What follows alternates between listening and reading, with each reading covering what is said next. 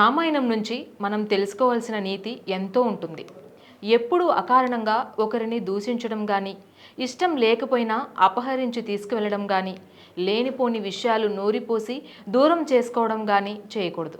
అలా చేస్తే ఎన్ని ఇబ్బందులు వస్తాయో, ఎలాంటి విపత్కర పరిస్థితులను ఎదుర్కోవాల్సి వస్తుందో రామాయణం చదివితే అర్థమవుతుంది. రామాయణాన్ని ఎంత చదివినా ఇంకా ఏదో ఉంది అనే వెలితి మనందరిలోనూ కలుగుతుంది. రామాయణం అంటే మనం రామరావణ యుద్ధం తర్వాత సీతారాములు లంక నుంచి అయోధ్యకు రావడం వరకు తెలుసు. శ్రీరాముని పరిపాలన, సీతాదేవి ఎడబాటుకు కారణమైన జంట గురించి, అశ్వమేధ యాగం గురించి తెలుసు. సీతమ్మ వారు వాల్మీకి మహర్షి ఆశ్రమంలో లవకుశులకు జన్మనివ్వడం, అయోధ్యలో కరువు తాండవించినప్పుడు శ్రీరాముడు అశ్వమేధ యాగం చేయడం, ఆ తరువాత కథ కూడా మనకి తెలుసు.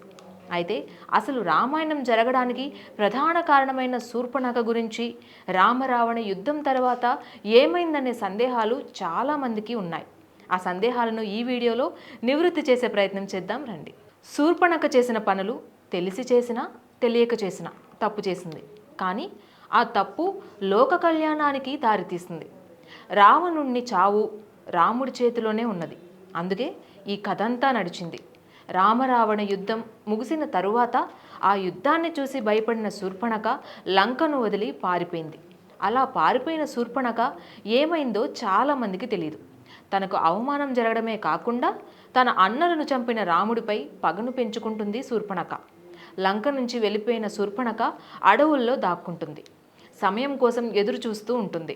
అయితే రావణుడికి కుంభకర్ణుడితో పాటు మరో సోదరుడు కూడా ఉన్నాడు.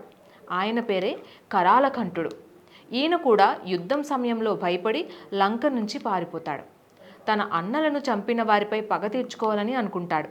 రాముడు అయోధ్యకు వెళ్ళిన తరువాత పట్టాభిషేకం జరుగుతుంది. ప్రజలకు నచ్చిన విధంగా పరిపాలన చేస్తున్న సమయంలో వేగుల ద్వారా వచ్చిన సమాచారం విన్న శ్రీరాముడు సీతమ్మను అడవులకు పంపుతాడు. ఇంతకీ వేగులు అందించిన సమాచారం ఏంటో మనందరికీ తెలుసు. ఓ వ్యక్తి తన భార్యను దూషిస్తూ తాను రాముడు అనుకుంటివా అంటాడు. ఈ అపవాదును శ్రీరాముడు భరించలేకపోతాడు. ఇదంతా అయోధ్యలోని భార్యాభర్తలు చేశారని అనుకుంటాం. మనం కథల్లోనూ సినిమాల్లోనూ ఇలానే చూసాం. కానీ అసలు ఈ జంట నిజమైన మనుషులు కాదు, రాక్షసులు. తమ మాయతో మామూలు మనుషులుగా భార్యాభర్తలుగా నటించి సీతమ్మను రాముడి నుంచి దూరం చేశారు. సీత నుంచి రెండోసారి ఎడబాటు కావడంతో శ్రీరామచంద్రుడు చాలా బాధపడతాడు. ఆ బాధను చూసి శూర్పణఖ, కరాలకంఠుడు సంతోషిస్తారు. అంతటితో వారి పగ చల్లారదు. ఎలాగైనా శ్రీరాముణ్ణి అంతం చేయాలని అనుకుంటారు. దానికి సంబంధించిన పథకాన్ని ఓ అడవిలో ఉండి మాట్లాడుకుంటూ ఉంటారు. అయితే అయోధ్యలో కరువు రావడంతో శ్రీరామచంద్రుడు అశ్వమేధ యాగం చేస్తారు.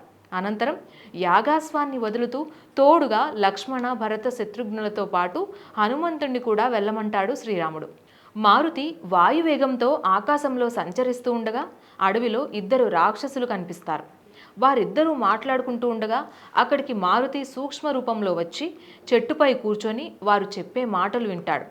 శూర్పణఖ అలాగే కరాలకంఠుడు వేరువేరుగా అయోధ్యకు వచ్చినట్లుగా అనుకోకుండా ఇద్దరు తారసపడటంతో ఒకరిని తరుముతూ మరొకరు అడవికి రావడం, ఒకరిని ఒకరు చంపుకోపోగా ఇద్దరు రాక్షసులుగా మారడం, ఇద్దరి లక్ష్యం ఒక్కటే కావడంతో మాయారూపంలోనే అయోధ్యకు వెళ్ళి భార్యాభర్తల్లా నటించి సీతారాములను వేరు చేయడం గురించి మాట్లాడుకుంటారు.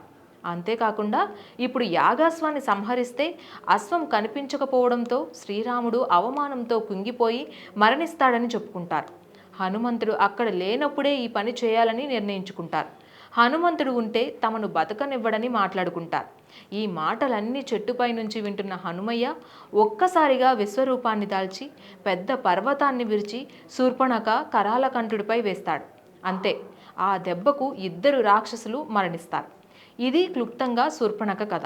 Please subscribe to the channel and download the Politicos app from the links in the description.